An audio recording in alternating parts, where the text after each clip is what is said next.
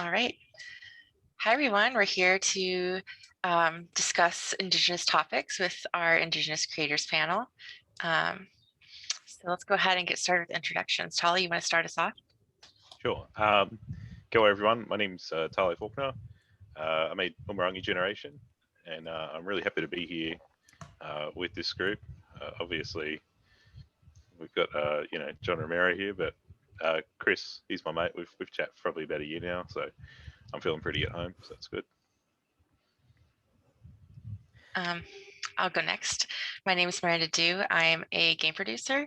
I am originally from Oklahoma, and I'm a member of the Pawnee Nation, and I'm also Cherokee. I study games at USC, and I've worked in mobile games and interactive museum exhibits, and I now work at Treyarch. I work on our core engineering team, making Call of Duty games. And I also am the chair of IGDA Los Angeles, the Inclusion and Impact Chair for the Women of Cinematic Arts organization, and I'm on the board of directors for the Pawnee Nation Museum with aims of bringing more technology to our artifacts and history. So I'm really excited to be here, and I know I've talked with some of you guys before, but it's always fun to connect with other developers and learn from each other and share our experiences. Cool. I'm John Romero, and I've been making games for over 40 years, and I am in Galway, Ireland, and I'm running Romero Games with my wife, Brenda Romero, and we released Empire of Sin back in December and have lots of stuff going on.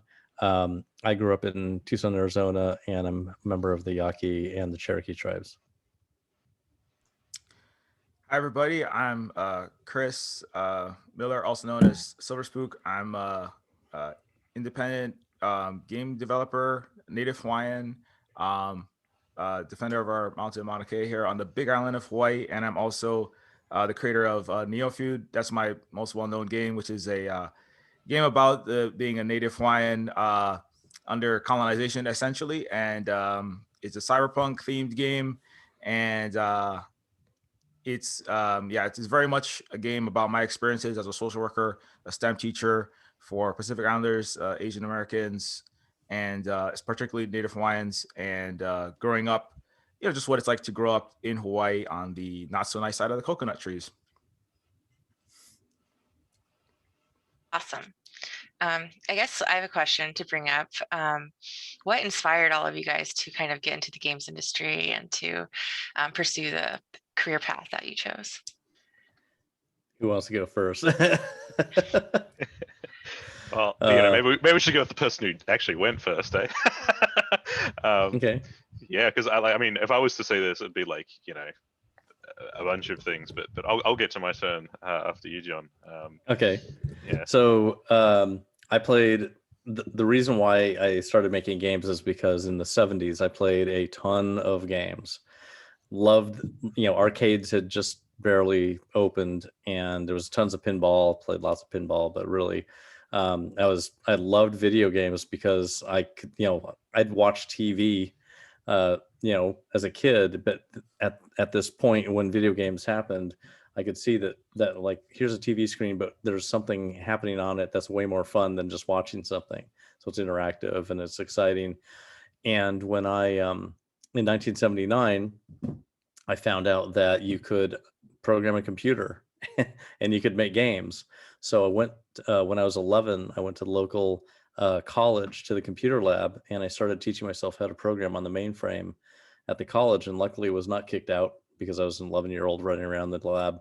But I learned how to program and made my first adventure game there. And over the next 3 years, kept going to the college, going to every store that had a home computer because they had just been released recently at that time. So I taught myself how to program pretty well. And three years later, in 1982, we finally got a computer at home.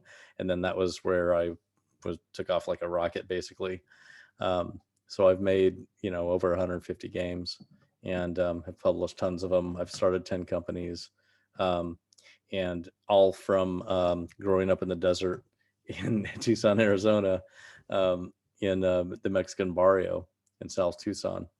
And it was really like, it was it was just luck that I could actually access a computer because there wasn't anything in Tucson. We had to move to California for that.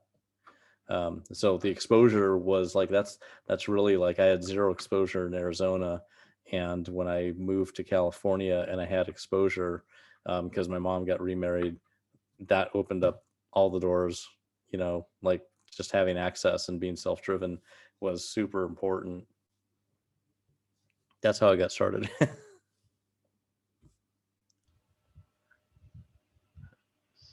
So who's next? I guess I'll go.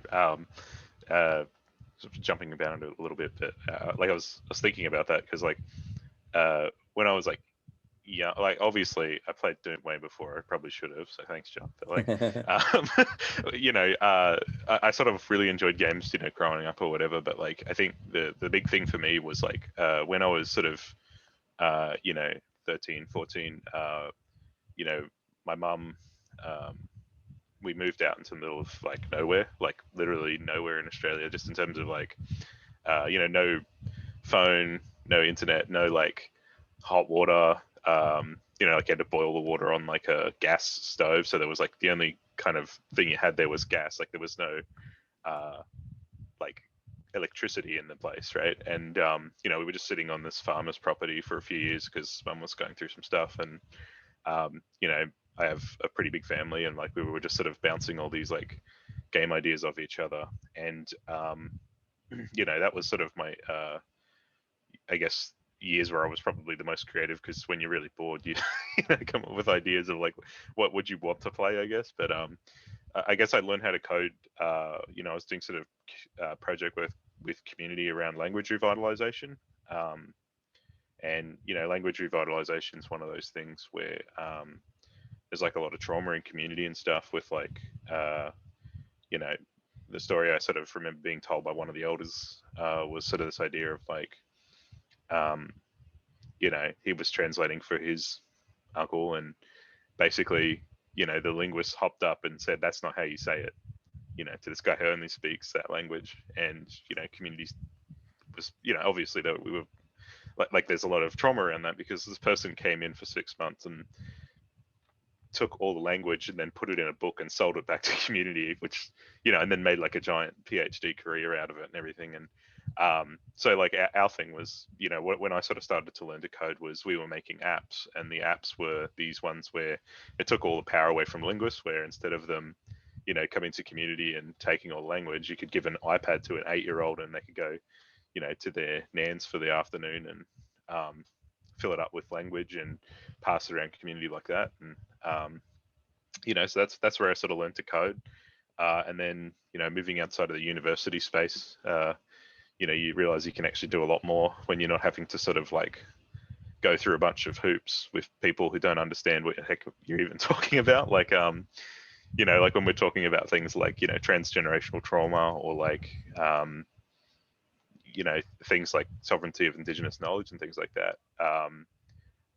That like some people, it's like white noise to them, and you almost have to educate them like a baby all the way up to understanding what you're talking about. So going into making games, it was sort of like I have a bit of an academic background, I guess, but it's more in Indigenous knowledge rather than like traditional Western academia. So the idea with Umurangi Generation was to sort of like see what that would look like if like on the foundation of the game design itself you sort of incorporated those ideas. And so like that's kind of how I got in. So because I'm very new, like I've only been here for a year, so that's why I'm a bit blown away by all this, because within a year's time I'm meeting someone who taught me how to shoot things on a computer. But anyway.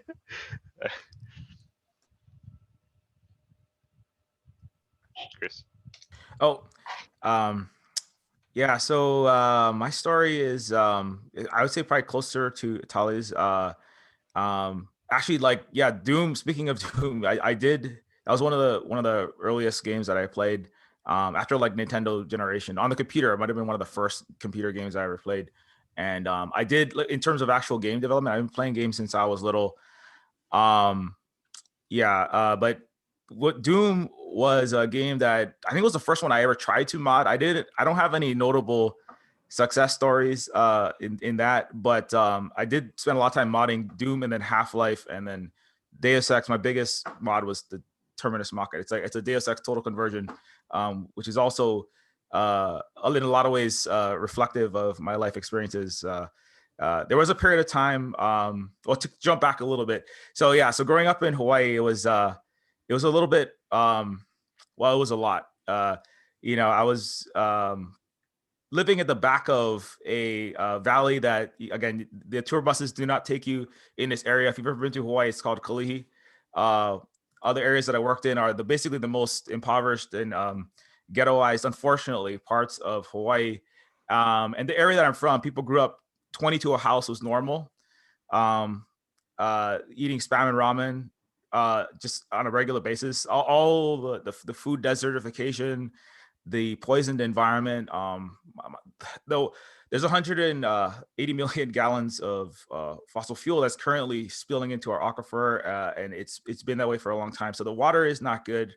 I have a friend that recently left Palolos, another impoverished, disproportionately Native Hawaiian area, and came to here on the Big Island, the Silver Spook cooperative / commune, because of that. And so anyway, so it was a really difficult, I would say, I sometimes say, like, at the area that I grew up in, they played Dodge the Rock.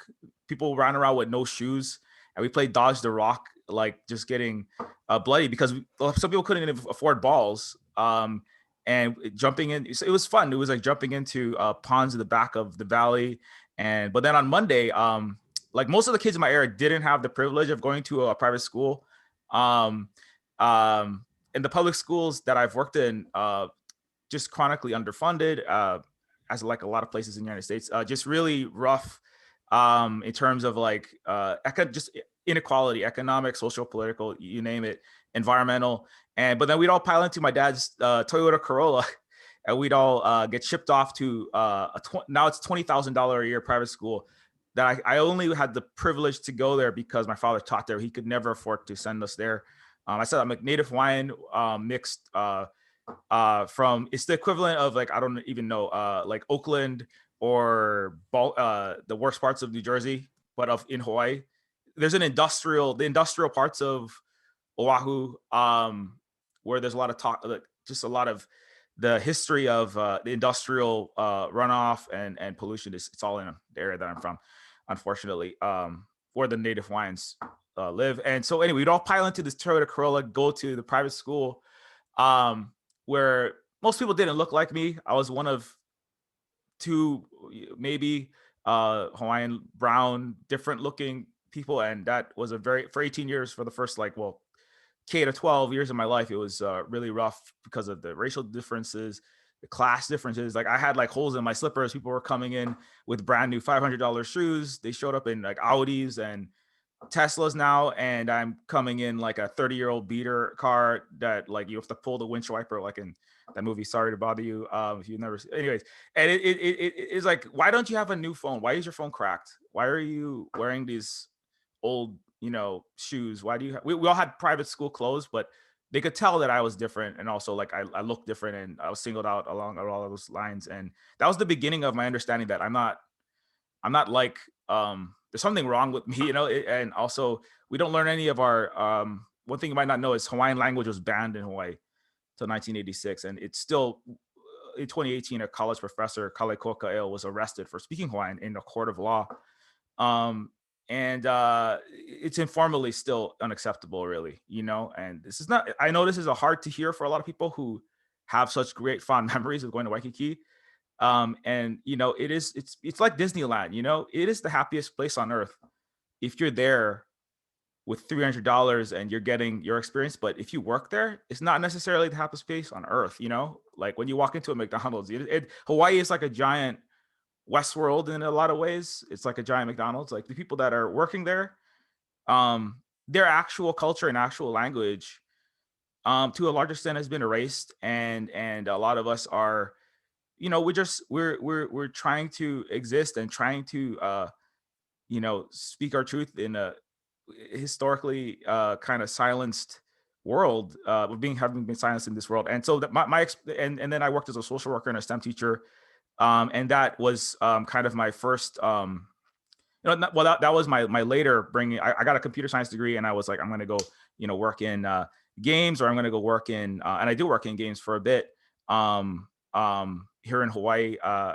And I also, but I was thinking like I need to give back because of my upbringing, and also it was just rough because I was like, I want to make a game that really expresses like my reality. I don't want to criticize like other people's games, and I understand like we have to do what we need to do to survive, but like I was like I was not enough for me to just make the next Flappy Bird clone or the next entertainment product. I wanted to say what I wanted to say, Yeah, I know, because I know that, it's just a reality. We have to make whatever games that we have to make under the conditions that we're in to survive and pay our mortgages and to exist under the current economic system. And so, but anyway, that's why I made Neophyte, which is about this. When I was a social worker and a STEM teacher, just watching these kids with like holes in their shoes, like 30% of the kids were homeless, displaced from their native countries by the same large entity, the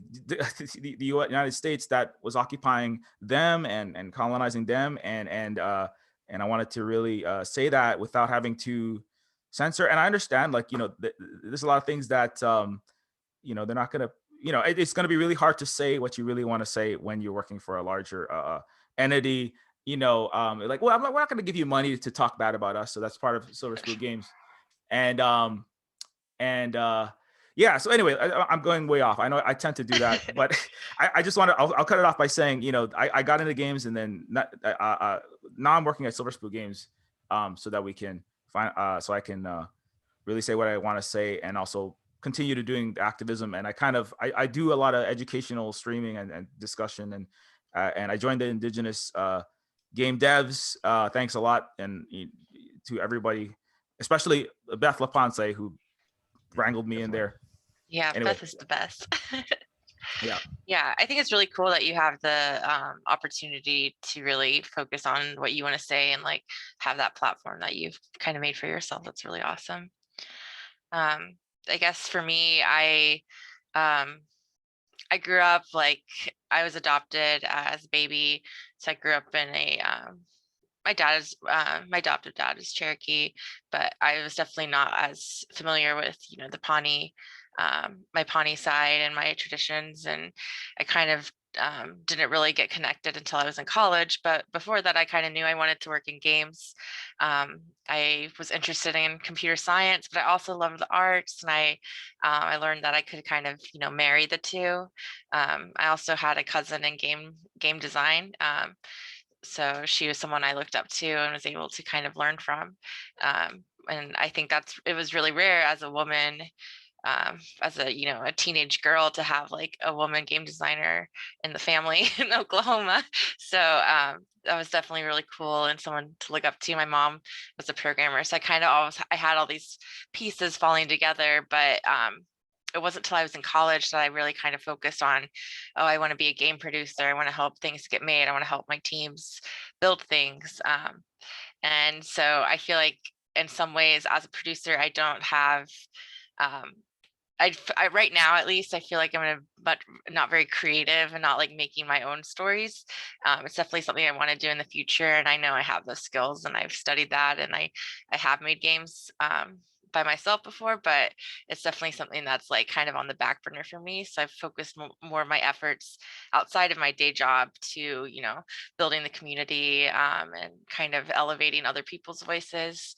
So right now, like, I'm working with Games for Change to curate an Indigenous game spotlight.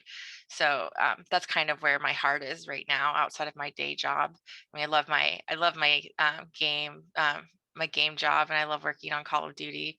I think it's really cool, and like, of course we work on the foundation that John built years and years ago. So it's really cool to kind of have this moment.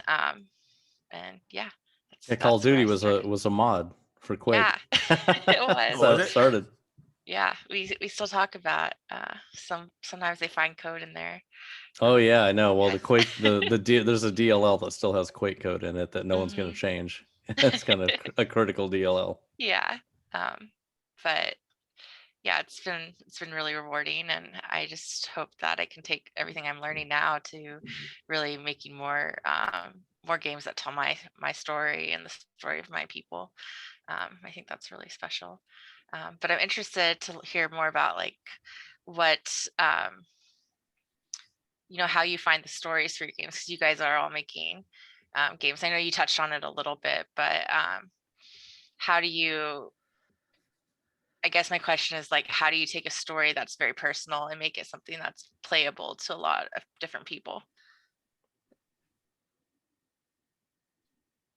Any takers? Anyone? Well, I haven't done it. I haven't done it. Haven't done that. I think there's a lot of elements of stuff that I like, and things that I'm interested in, or whatever, that I put into my game designs. But the game designs, like, there's always a time when it's like, I think I'm going to start another game. And like when that happens, Famous last words, eh? when it happens, there's always a reason for it at that time. It's a very timely thing. When I was first learning how to code, my projects were always about, how do I learn how to do something? I mean, come up with a game, but when I make this game, I'm going to learn how to do this when I do it, because I need to learn how to code that, or I want to experiment with something. So the early games were like that. But then after you get past the, like, of course we know how to program, that's not an issue. The issue is, what are you going to program? Like, what is the game going to be? And it turns into a pure design exercise. A lot of times that's influenced by everything that you experience, like at the time. Like, there's some elements of this movie that are really cool. There's elements of this other game that are great, that could be used in a different way or whatever. So every game, I mean, I'm used to making brand new IP constantly. Like, that's what I've done like the entire time. So working on someone else's game is always hard for me to do. It's, if I do it, it's because I'm excited about that property, or I need to do that because of like, this is a great opportunity for our company. No one's gonna give us money to do an original IP, but this is a work for hire that works out. Like back in like 20 years ago or something, we did that. But typically it's like coming up with something brand new, and then it's like, here are the things that we're doing that are different, because like, my personal philosophy is that when I make a game, there should be something new in the game that pushes the edges of that genre or games in some way, or takes something that people really like to do or is trending, but takes it in a direction that could possibly be a new direction for that thing. So so that's what we do. Like the latest game that we made, Empire of Sin, that's actually my wife's game. That's her idea, that's her design. She's wanted to make it for a long time, and she's a game director. She designed it, built a team, spent 4 years on it. Really, really cool game, very complex game. And so my job was just to kind of help in a bunch of different ways during the creation of it. But it's all like, that vision is her vision. And I have other projects that I'm working on at the same time. Right now I have like 4 simultaneous games that I'm working on. And so they're all in different categories and areas, and but they all have a reason why they're made. They all have a reason why did I make this thing? Well, it's because of this. Why did I do this? Because I like, as an example, there's a game called Dangerous Dave that I created in 1990, which is just the month before id Software kind of got together. And I made that game in 1990. I made a PC version of an Apple II Dangerous Dave game I made in 1988. And the PC version basically was a free game. It was given away as a demonstration of what kind of games people could expect from this new product that we were creating called Gamer's Edge, which is a subscription disc. So you would like subscribe to getting games every 2 months. So we had to make games every 2 months and put them out. But the first month we had to make 2 games in 1 month for the demo disc. So John Carmack and I had to do that. So he made his game, I made my game. Mine was Dangerous Dave, and then it was basically put out there, sent to 50,000 people, and then they were able to copy that and give it to people because it's a demonstration. Like, the more people that get excited, it's kind of early freeware type stuff. But it went everywhere, like the whole planet. And interestingly, in Pakistan and India, it became one of the games that IT people always installed on every computer. When they were setting up a new computer, they always put Dangerous Dave on it. So it was more popular than Doom when Doom came out. Like, it's a game that generations have played like solitaire. It's crazy. So I have insane amounts of fans from those countries that can't believe that when they meet me, I'm not the Doom guy. I'm Dave. I'm the Dave guy. So anyway, so that was just before id, and before we even made Doom, we made, geez, I don't know how many games, 15 games before we made Doom as id Software. So we had a lot of practice, but it was like every one of those games is always like, here's the idea and this is why we're making it. So none of those were like, I'm going to make a game about how I grew up in Arizona, you know. But there might be elements of some of that stuff in my games. It could be a character, it could be a setting. You know, I have game ideas that are all about that experience, but I haven't made them yet, you know. But maybe someday. Yeah. Definitely.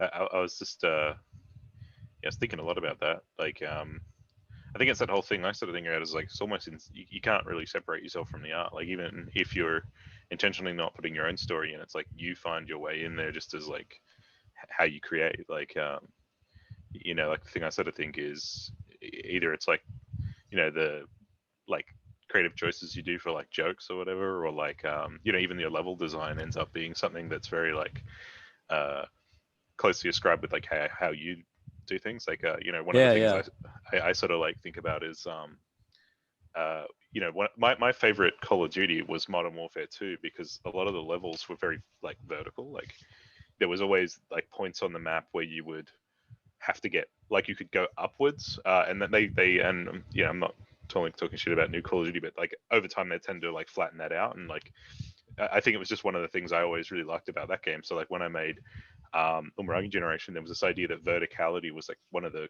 core design elements. Like, pretty much every level bar like a couple that are like that for a reason have this like verticality to them, where you know, you think you're as high as you can get right now, but if you like find a way of like sneaking around this fence or something, you can like get up even higher. Because I mean, it's a game about taking photos, a first person shooter, if you will. And you know, it's like, if you can get a high enough elevation, it's like you can just change how you take photos. And like, it's sometimes a little game breaking, because it's like the kind of thing where, you know, you can get like 4 objectives in one shot, but it's like, you know, that gives players this chance to express themselves in that. And like, you know, for me it was this whole thing where, you know, after you work in the university and you just see over and over again like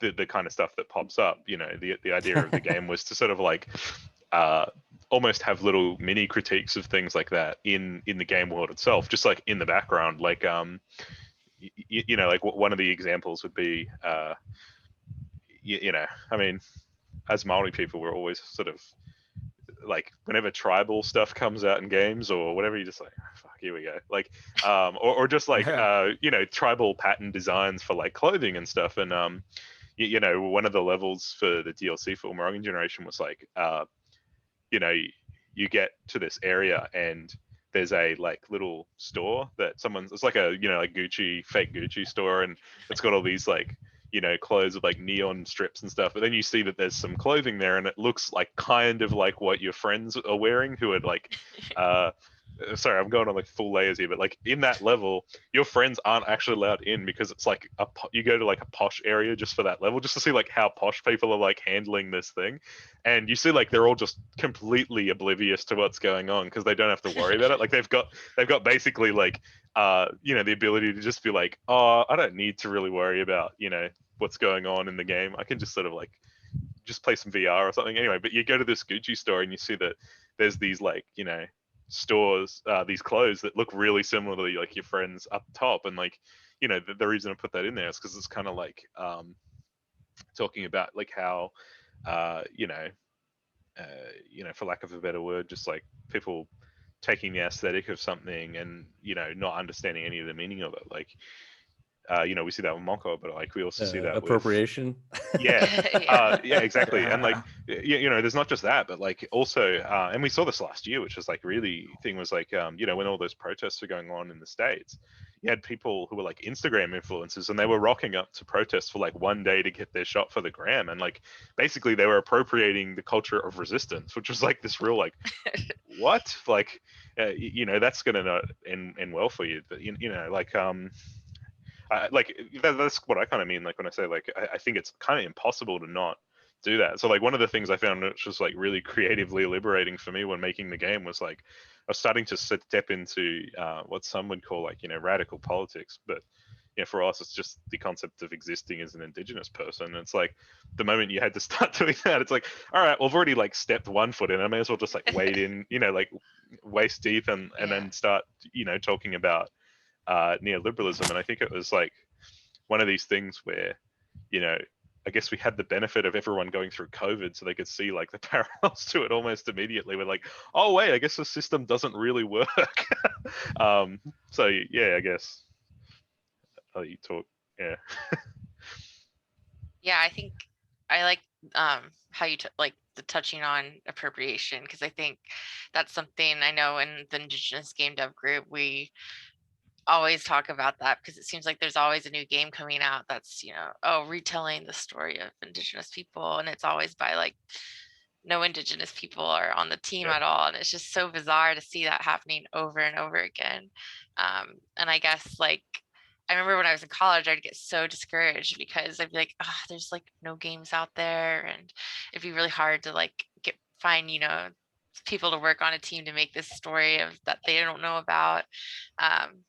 But I think it's getting better for sure. Like it's really cool to see how the community's changed over the past 10 years or so. But it's still an issue. Like I'd love to see more Native Americans represented in like, really big mainstream games like Call of Duty. So these are things that, I hope to have a hand in the future. But I think we all have to do our part, I guess. If I It's can funny. ask, I was just gonna ask, I guess, a little bit of a question. I mean, it might be a little bit like raunchy, but it's just like, what's your thoughts on Turok, John? Like, because that was a game that was basically something that like come from your work, and it has that really like, noble savage thing to it. Sorry, you Yeah, have to I answer mean, that. I'm not really, I'm not offended because it wasn't trying to be serious. It was campy, kind of like Prey. Prey wasn't trying to be super serious. I remember the funny thing with Prey, Tom Hall, who was a co-founder of id Software, was the person who designed Prey, and he did that while he was at 3D Realms and was developing that game while waiting for the engine to be built.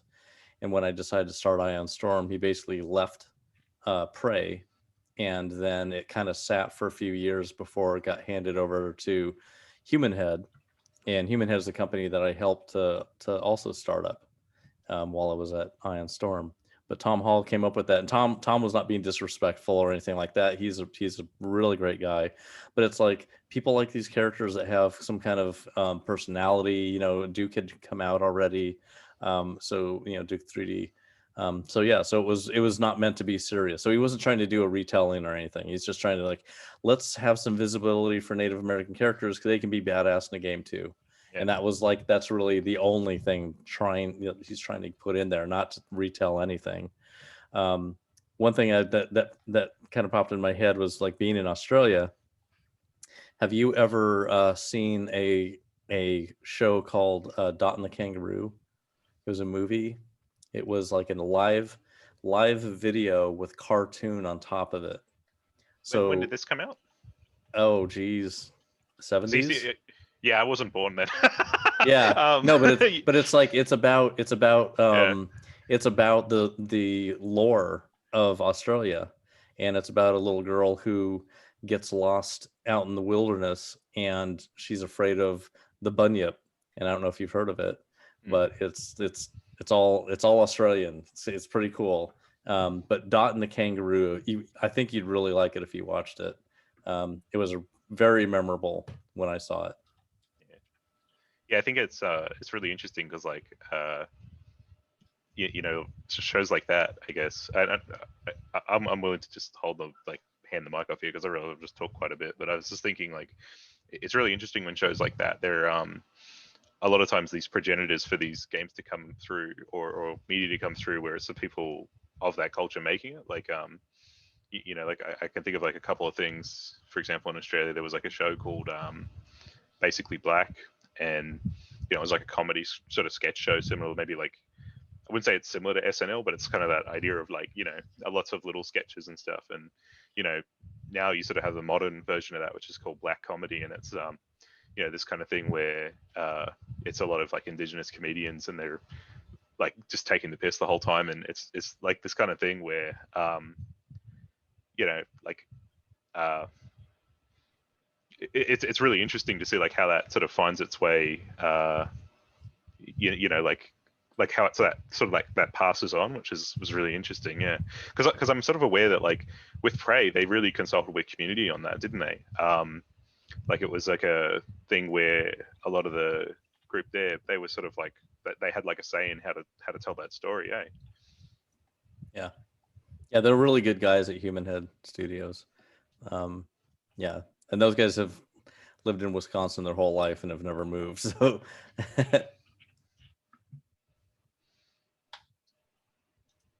You know, I'm going to pass the mic on.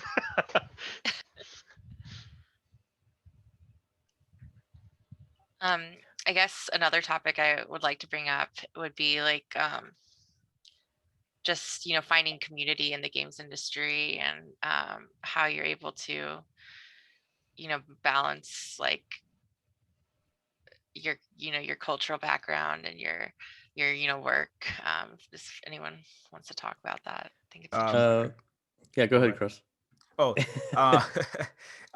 yeah, I guess, you know, community is, it's been, you know, I will say like, it was, you know, I don't want to keep coming back to that same topic, but it is kind of like a thing that it was a little bit difficult earlier on. And again, I want to say like, a lot of times when I jump in, I say I'm a little more on the radical edge of the spectrum, but I do owe a lot of what the community that does exist, right? Again, to folks like you, John, and Miranda for, you know, and I think me and Tali are, you know, I don't know, millennial, where we're Gen Z. Well, not Gen Z, we're millennial. Millennial, yeah. We're millennial, yeah. So, you know, but I'm getting up there.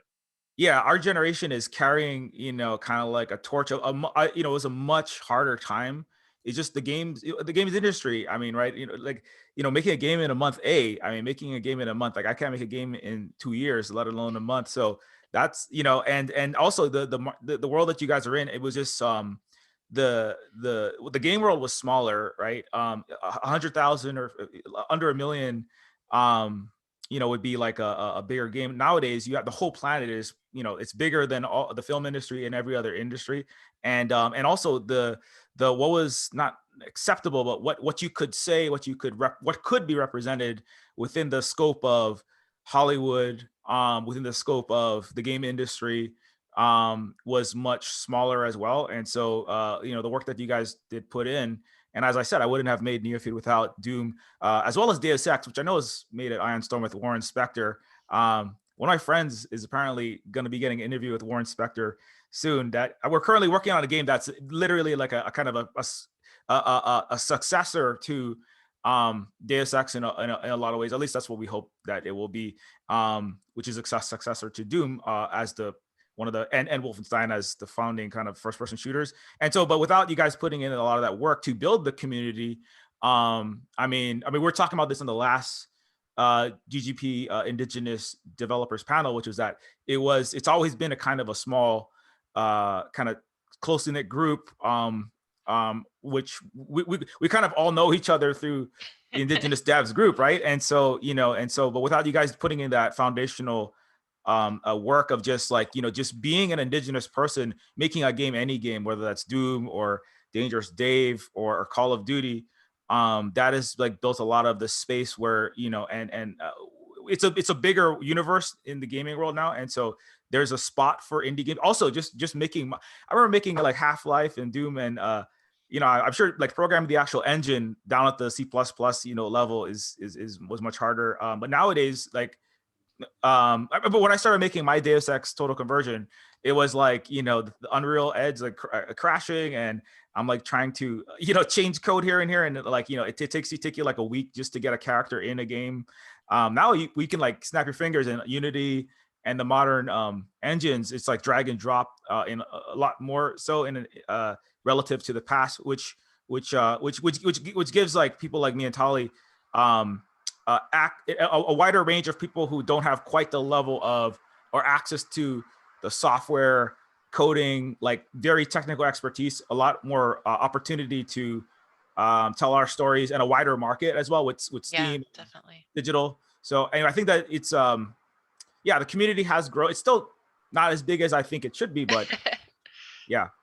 Yeah, I definitely think like the current technologies and game engines out there have really allowed Indigenous creators to build capacity and um, be in a place where their stories can be shared more easily, and you're not like, it's so much more accessible. You're not like, oh, I don't know, like intense computer programming, there's no way I can do that. It's like, okay, like I can learn this, it's doable, and it's something that we can start sharing with like the youth in our communities, which I think is really cool, to kind of put that into their hands as well.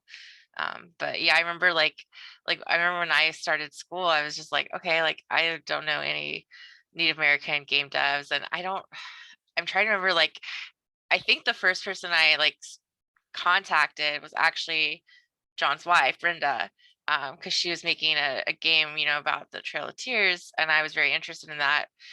So I actually reached out to her, and she's very kind and has been always very kind to me. And she connected me with Elizabeth, I'll often say, who's been very, very helpful in my career. So I think it was just kind of like a word of mouth happening, and just kind of like stumbling upon people. But I think it's really cool to see how the community's grown.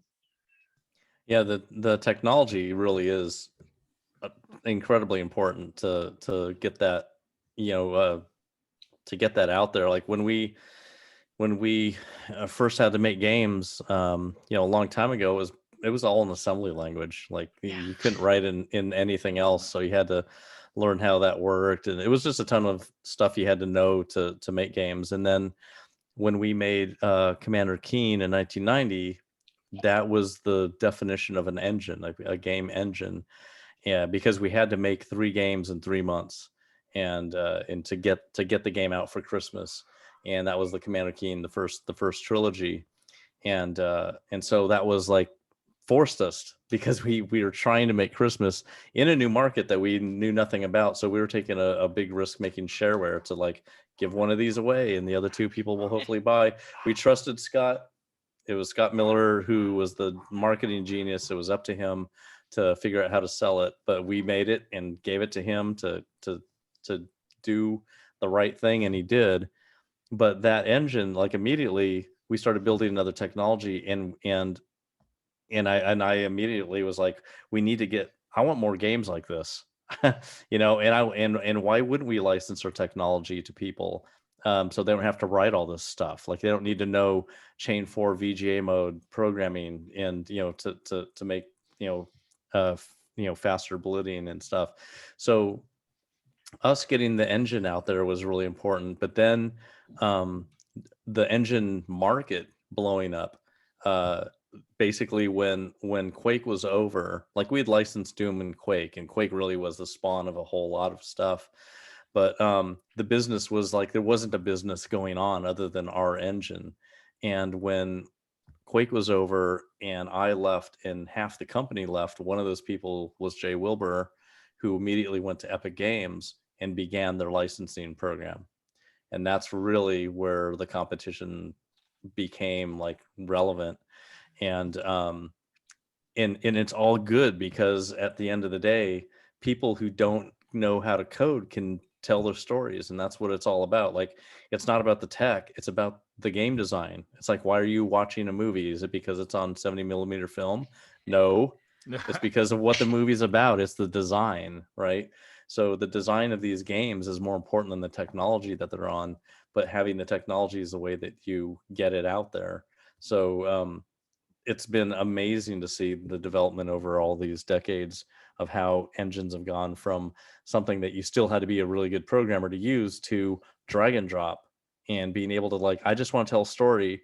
And now there's engines where you can create narrative stories with zero programming Yeah. and just it's the best thing in the world, right? Like I'm all about more people telling stories in games as easy and as quickly as possible. It's not about gatekeeping people away from, being successful. It's about how many people can we get in here. Yeah, And definitely. and that's why I love the technology that it's at the level that it's at right now, where it makes it Yeah. really easy for everyone who wants to pay attention to just pay a little bit more attention. You can make a game. Yeah. Yeah, Well, it's like definitely. I guess the thing I'm sort of thinking of is like, uh, I had a chat with two groups, Nazi Gaming and this group called Digital Natives Academy. They're both from Aotearoa. Basically, their thing at the moment is they're like, if you talk to any kid at the moment, their number one career profession they want to be is like a YouTuber or a streamer, right? Like, and so their thing is like they're connecting that up with like, you know, having it near like, the Morio, like Res or whatever, and like making it so that people are learning how to do that, but skill not through that. And like, I guess the thing I sort of always have that dream of is like, how awesome would it be if you have, places in community where, and it's like what John's saying there with like, the really low bar for entry so that people who have been like pushed away from school or whatever can come in and learn to make games because they realize, oh, this is like something that I'd actually be pretty good at. And like, I can move into that through like using dots or something like that. So yeah, I definitely agree with you. Like it's this whole thing where now that the sort of like barrier for entry of people not having to learn like I think I remember seeing an interview you said like you had to learn how to program a computer before like a lot of languages existed and stuff, and it's like Yeah. like with you had to learn like individual bytes or something, eh? Like every Well, single bit. you have to learn. Well, you have to learn. Obviously, decimal, but you have to learn binary and you have to learn hex. So See, you have I'd to know never even heard the three term number decimal. systems. Yeah, exactly. So you have to know one number system. You have to learn two other number systems just to talk to the computer in certain ways because of the way that things were coded. Yeah. But it was, but yeah, that was it was a lot more work back then. But everyone's been working towards making technology easier for everybody. And one of the greatest things I think is that there are a lot of jobs in the game industry. Like there are so many things you can do. Programming is just one of them. Why would that be a gate in front of everyone that could actually be exposed to development on their own, right? Because like, how else are you going to get into development on your own at home if you can't code? Like back in the day, it was only if you could code, Yeah. but now you can make a game and go, I love audio, I love writing, I love the scripting thing. Like I like the gameplay part. I like production. I like to make sure that this thing's getting done and keeping track of it, and like those numbers are interesting. So there are so many other jobs in now with this technology, people are able to actually explore new careers they never thought about. And just being an indie, you get good at a lot of things, not just one thing. So Yeah. yeah, and really, I've worked in a lot of companies. I've worked at a few companies that weren't mine, and I've had companies where there are 350 people in my company, and I absolutely prefer the small teams over anything. It's just working with a few people, or a small team like we have at Romero Games, where everybody knows everybody else. And like the thing that matters is, what do you do every day? You're with people that you like to work with, because that's what it is. It's all people.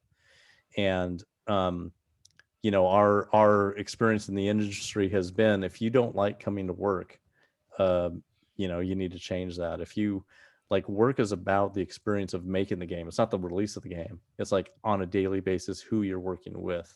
So interviews are highly very important to make sure you're getting the right people in. um, the founders are important. Like every errors magnify over time. You got to make the right decisions. So so we care about our people, and the people are the ones that are working with you to make something really cool. But every day you got to be having fun. That's what it's about. It's not about Yeah, that one definitely. ship. I'm going to put up with a bunch of crap until I ship. like that's not what life is about. Yeah. Yeah, definitely. Like games, you don't get a second life. You don't get it. Yeah, I think something that's also interesting is like I feel another barrier to entry for a lot of people is just the games industry is very geographically based. So like a lot of the studios are just in California or these places that are not near like Native American populations as much. So I think it's been really interesting to see the especially through COVID, like the rise of remote work and being able to see people like move their studios other places. And I'm actually moving back to Oklahoma at the end of the month. I don't know how long I'll be back, but hopefully, a year or so. But it's kind of one of those things that's tugged at my heart for a long time is I want to be able to serve that community more and like help build capacity for Native youth in Oklahoma. And, games is a really wonderful way to give that power to kids. And so I think it'll be an interesting opportunity to kind of be able to share that and be closer to, my Pawnee Nation and my Cherokee Nation. Yeah, the kids are the future, and getting them excited through games is like obvious win. Like what Yeah. kid doesn't like games? So it's a great way to get them motivated into learning something that could be a new career. In 2005, I started an MMO company, and we worked on an MMO for 4 years. I had a team of 100 people working on a game that was basically like World of Warcraft, but for kids.